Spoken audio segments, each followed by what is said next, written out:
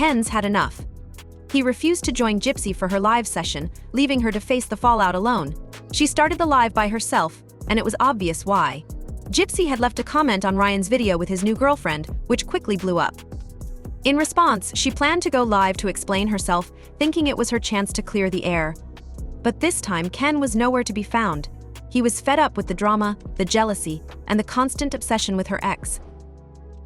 Gypsy tried to downplay it, explaining her comment and justifying why she felt the need to insert herself into Ryan's life yet again.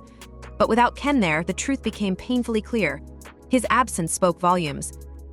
This wasn't just another live session, this was Gypsy on her own, trying to navigate the mess she's created without the safety net of Ken by her side. It's like he'd had enough of being her emotional anchor while she clung to the past. Ken's silence was the loudest statement of all. It wasn't just about missing one live session, it's a pattern.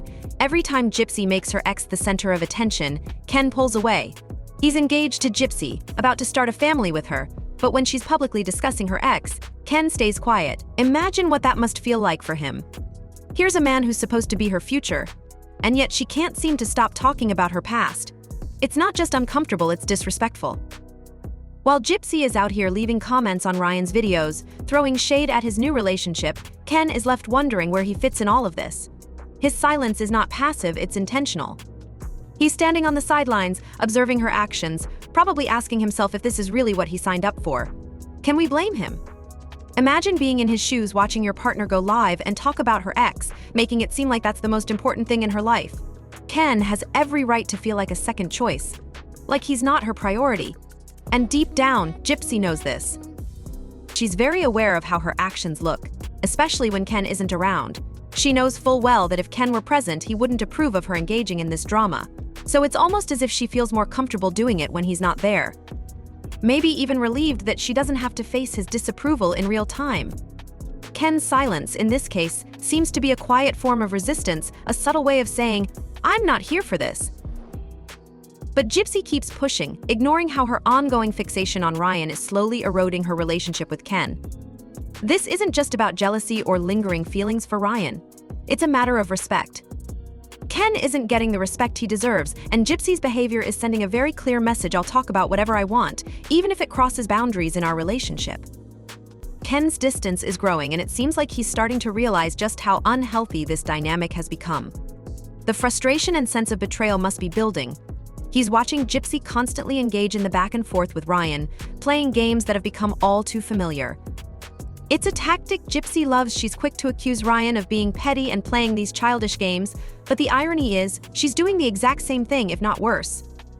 She paints herself as the one who's above the drama, the one who's moved on, but in reality, she's right in the thick of it. Gypsy loves to play the "I'm the classy one" card, the one who supposedly left all the drama behind. But every time she inserts herself into these petty public back and forths, it becomes more and more clear that she's far from over it. The real question is, how much longer can Ken stand by, silently watching as Gypsy continues to play these games with her ex, all while he's left to wonder where he fits into her life? At some point, Ken will have to decide if this is the kind of relationship he wants to be a part of, and from the looks of it, his silence may already be the answer. Gypsy likes to talk about taking the high road, but her actions tell a different story.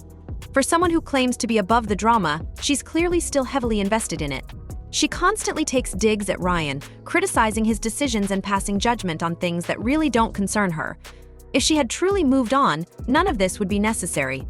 It's not just hypocritical, it's manipulative. Gypsy tries to position herself as the bigger person, all while secretly keeping the drama alive. Every time she mentions Ryan, it feels like a calculated move to stay in the spotlight, all while framing him as the one who's still obsessed. She'll talk about him during live sessions, check up on his life, and then complain when he responds. It's almost like she wants to stir the pot, but expects him to ignore her existence in return. Now, think about how this impacts Ken. Being with someone who's constantly wrapped up in these petty games with their ex must be exhausting. Ken likely thought he was getting involved with someone who had moved beyond all of that, someone ready to grow and focus on the future. Instead, he's finding himself stuck in an endless cycle of drama and one-upmanship. With Gypsy admitting she's irritated by Ryan's actions, Ken might be starting to see that this relationship isn't living up to his expectations. The way Gypsy behaves is a far cry from the personal growth and healing she claims to have achieved. In fact, it shows she's still unable to let go of her past. And Ken isn't blind to it. While Gypsy criticizes Ryan for playing these childish games, she's doing the exact same thing. It's tiring, and Ken has to be wondering if this is really the life he wants. It's not just about the petty back and forth, it's about whether Gypsy is still emotionally tied to her past and what that means for their future. Right now, it feels like Gypsy cares more about winning against Ryan than building something real with Ken. This constant drama isn't just childish, it's a clear sign that Gypsy is still holding on to the past, and Ken must be questioning if he even wants to be a part of it. Whenever Gypsy faces criticism, her first instinct is to blame society. She plays the victim, claiming that any backlash she receives is rooted in sexism. This isn't new for her, it's a strategy she's used for years. When the spotlight shines on her actions, she shifts the narrative, positioning herself as a victim of an unjust and biased world. It's a deflection, a way to avoid taking responsibility for her own behavior. Over the years, Gypsy has perfected the art of portraying herself as misunderstood and mistreated. Even during her trial, she leaned heavily on the victim narrative, framing her actions as a desperate bid to escape her challenging circumstances. There's some truth to her struggle, but it's become evident that she knows how to manipulate that narrative to serve her own agenda. Whenever she faces backlash, Gypsy falls back on the sexism card, suggesting that any criticism directed at her is due to gender bias rather than her own actions. But here's the irony: society has actually been quite lenient with her.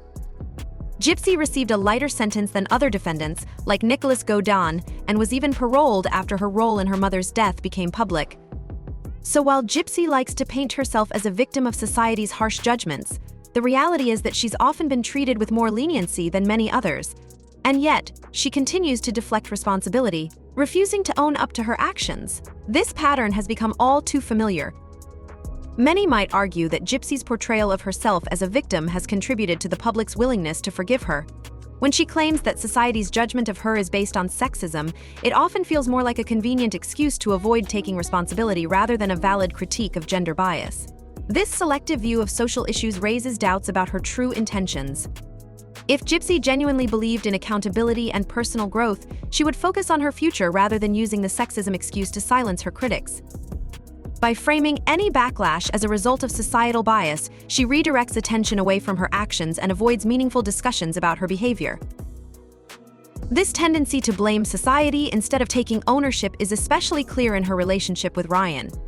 Gypsy is quick to point out when Ryan receives attention, claiming that society favors men, even though she's the one actively keeping the drama alive. It's an obvious attempt to control the public narrative. Gypsy isn't interested in resolving any issues, she wants sympathy, and she knows exactly how to get it. One of the most troubling aspects of her behavior lately is her use of her unborn child as a shield against criticism. This isn't the first time Gypsy has relied on her relationships to manipulate her public image. From her relationship with her mother to her complicated history with Nicholas Godin, she has consistently shaped her story to fit her narrative. Now, she's using her pregnancy in much the same way. Gypsy has framed her child as the reason why Ryan, in particular, should stop engaging with her.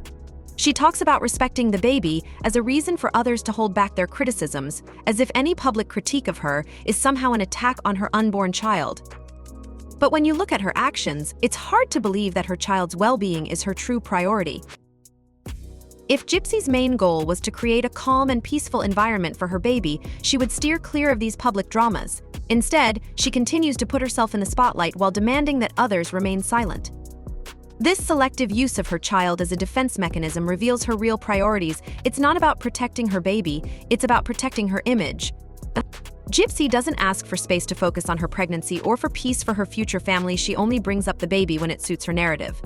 This suggests that her primary concern is how she's perceived in the public eye, rather than genuinely caring for her child's well-being.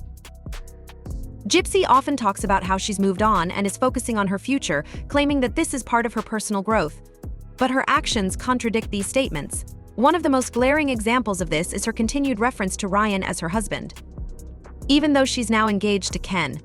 This choice of words isn't accidental. By referring to Ryan as her husband, Gypsy maintains a symbolic hold over him, implying that she still has some claim over his life. This mirrors her behavior with Nicholas after her release from prison, when, despite being legally separated, she continued to mention him in interviews, keeping him connected to her story. Now, she's doing the same thing with Ryan, using her married status as a reason to stay involved in his life. If she had truly moved on, why would she feel the need to constantly bring up her past marriage or comment on Ryan's new relationships? It seems less about closure and more about control, keeping Ryan tied to her narrative while claiming to be moving forward with Ken. Her talk of healing only adds to the hypocrisy. She presents herself as being on a higher path and claims to be above all the drama, but her behavior doesn't reflect someone who has truly healed. A person who has genuinely moved on doesn't constantly critique their ex or try to retain control over their past. True healing would mean stepping out of the public eye, not continuing to seek validation from it. But Gypsy's supposed healing process seems more like a performance for her followers than a genuine journey toward personal growth. Let's now consider how all of this is affecting Ken. He's distanced himself from Gypsy's recent actions, quietly watching as she continues to create public drama, using their unborn child as a shield and focusing the attention back on herself. Ken may have thought he was starting a fresh chapter with Gypsy, but instead, he's finding himself watching her hold onto a past she claims to have moved on from. Her behavior reveals a consistent pattern of deflecting responsibility, manipulating the public narrative, and avoiding accountability. As Ken watches this unfold, he's likely realizing that he's caught up in something he never expected. Gypsy may say she's moved on, but her actions tell a different story. Meanwhile, Ken, who was supposed to be her new beginning, is left on the sidelines as Gypsy keeps obsessing over her ex and stirring up drama. It's understandable if Ken starts questioning his role in this relationship. While Gypsy clings to her past, Ken might be the one who finally has to say enough is enough.